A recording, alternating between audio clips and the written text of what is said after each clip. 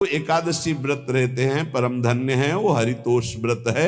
अब एकादशी व्रत का नियम क्या है और कैसे एकादशी व्रत का फल मिलता है, कई बार चर्चा हुई।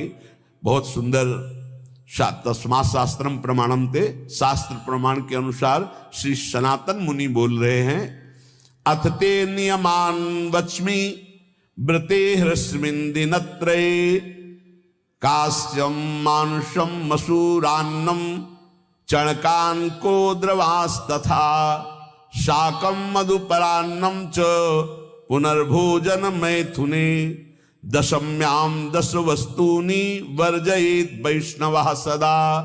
जिसे एकादशी रहनी हो और एकादशी का फल प्राप्त करना हो, उसको ये नियम पालन करना चाहिए। अथ ते नियमान वच्मि व्रते ह्रस्मिन् दिनत्रये, उसको 3 दिन, एक तो दशमी और एक द्वादशी और फिर बीच में एकादशी, उसको 3 दिन संयम में रहना होता है, तब बीच की एकादशी का उसे फल प्राप्त होता है।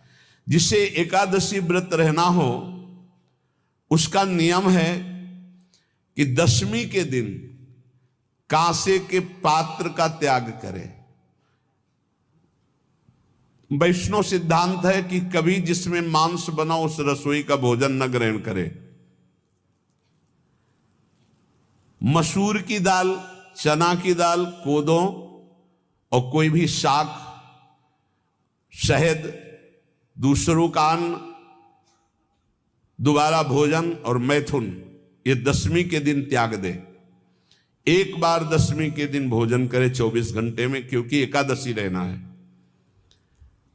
कांसे का पात्र, जिस रसोई में मांस बना उसके भोजन का त्याग, मसूर की दाल, चना, कोदो, शाक, मधु अर्थात शहद और दूसरे के द्वारा दिया हुआ भोजन और दोबारा भोजन और मैथुन क्रिया, इनका दशमी के दिन कभी भी प्रयोग ना करें। इन 10 वस्तुओं से वैष्णव दूर रहे दशमी के दिन। फिर एकादशी के व्रत में, ये पीछे तो हम वर्णन कर ही चुके हैं, कहीं नहीं आया या कुटू का वो कचौड़ी पकौड़ी और सिंघाड़ा का हलवा और सावा, ये दुनिया के खीर और सब। ये एकादशी के दिन किसी भी तरह की गेम आदि क्रीड़ा ना खेले। जैसे अब आज व्रत है तो बैठे हैं अपना मोबाइल में गेम खेल रहे हैं, ऐसा कोई भी क्रीड़ा नहीं, द्वैत क्रीड़ा, किसी भी तरह का गेम, ये सब खेल नहीं। द्वैत क्रीड़ाम च निद्राम च तांबूलम दंत धावनम परापवादम पैशून्यम स्तेयम हिंसाम तथा रतिम कोपम हृत वाक्यम च एकादश्याम विवर्जयेत। एकादशी के दिन उपासक को चाहिए कि वो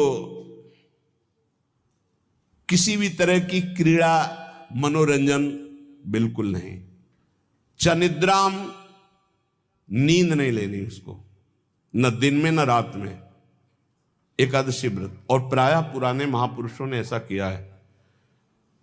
रामदास जी डाकोर के रात में जाते थे, रणछोड़ भगवान के यहाँ कीर्तन करते थे जाकर, तभी तो भगवान उनके कीर्तन पर, उनकी भक्ति पर रीछ कर गाड़ी में बैठकर उनके साथ आए थे। पूरी रात जगकर कीर्तन करना, और दिन में तो सोना ही निषेध है।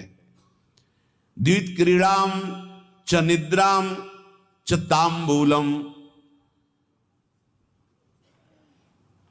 पान खाना निषेध है एकादशी को, बिल्कुल नहीं, जो व्रत रह रहे हैं। और दंत धावनम, वृक्ष से तोड़कर जो दतून की जाती एकादशी के दिन नहीं। परापवादम, दूसरे की निंदा करना, चर्चा करना नहीं, अर्थात अधिकतर मौन व्रत धारण करे एकादशी के दिन। पैशून्यम, चुगली करना। स्तेयम, कोई चोरी करना। हिंसाम, वाणी से, शरीर से, मन से किसी को दुख पहुंचाना। रतिम, अर्थात भोग करना, मैथुन करना। कोपम किसी के ऊपर गुस्सा करना, अनत वाक्यम झूठ बोलना, एकादश्याम विवर्जयेत एकादशी के दिन ये नहीं करना चाहिए। एकादशी को एक बार कुछ फलाहार शुद्ध, अगर आपके पास कोई व्यवस्था नहीं तो थोड़ा दूध है, जल है, ऐसे आप लेकर, या थोड़ा सा फल ले लिया, थोड़ा सा फल लेकर के प्राण पोषण, एक दिन में मर नहीं जाओगे। कितने तो निर्जला एकादशी रहते हैं, हर एकादशी निर्जला। पूज्य श्री मथुरादास जी निर्जला ही रहते थे हर एकादशी। चलो भैया आपकी सामर्थ्य नहीं तो जल 2-4 बार ले लो, एक बार थोड़ा सा दूध और फल ले लो, चल जाएगा काम, प्राणों का पोषण हो जाएगा। ये आचरण न करे और एक बार कुछ आहार ले ले, वो भी शुद्ध भगवद अर्पित प्रसाद। फिर द्वादशी को काश्यम मांसम सुराम छौद्रम तैलम वितथ भाषणम व्यायामम च प्रवासम च पुनर्भोजन मैथुने अस्पृश्य स्पर्श मासूरे द्वादश्याम द्वादश त्यजेत। कांस के पात्र में द्वादशी को भी भोजन न पावे, जिस रसोई में मांस बनाओ उसमें आहार न ले, किसी भी तरह का नशा द्वादशी को न करे, शहद न पाए, तेल के बने पदार्थ न पाए, मिथ्या भाषण न करे और बहुत शरीर का व्यायाम न करे, बहुत थकावट वाले कार्य न करे, दोबारा भोजन न करे, एक बार द्वादशी को भी भोजन पवित्र, मैथुन न करे, जिसका स्पर्श नहीं किया जाता ऐसे पदार्थों का स्पर्श न करे, और मसूर की दाल न खाए। द्वादशी को जो इन नियमों का पालन करता है, दशमी द्वादशी ऐसे और एकादशी ऐसे, तब उसे एकादशी व्रत का फल प्राप्त होता है। जो इस पद्धति से एकादशी, ये जो मनमानी है सब नहीं, हर पदार्थ मिल जाएगा आपको फलाहार में, हर पदार्थ हमको बताया गया कि आपको जो चाहो सब पदार्थ फलाहार का। अरे भाई हरितोष व्रत है तो हरि प्रसन्नता के लिए एक दिन भूखे रहने बहुत आनंद आता है। पहले भगवत कृपा से ऐसी गंगा जल पी करके कुछ दिन, फिर कभी कभी निर्जला एकादशी का भी आनंद। बड़े संन्यास मार्ग में थे तो बड़े संयम से सब शास्त्रीय पद्धतियों का निर्वाह होता था। उपासक को चाहिए कि इन नियमों से व्रत का अनुष्ठान करे, मनमानी आचरण न करे। सबसे प्रार्थना जो एकादशी रहते हो, हरितोष व्रत इसे कहते हैं, भगवान की प्रसन्नता के लिए रहा जाता है, रहना चाहिए। जो अपनी आचार्य परंपरा में हैं जैसे, जिनका सिद्धांत है, पर रहने का सिद्धांत ये श्री सनत कुमार जी वर्णन, श्री सनक जी महाराज, ये सनत कुमार जी वर्णन की। सनक जी महाराज कह रहे हैं, यदि भगवान का आश्रय नहीं, सत्संग नहीं है, तो इन 4 में से एक हो तो नाश कर देता, फिर चारों हो तो सर्वनाश हो जाता है।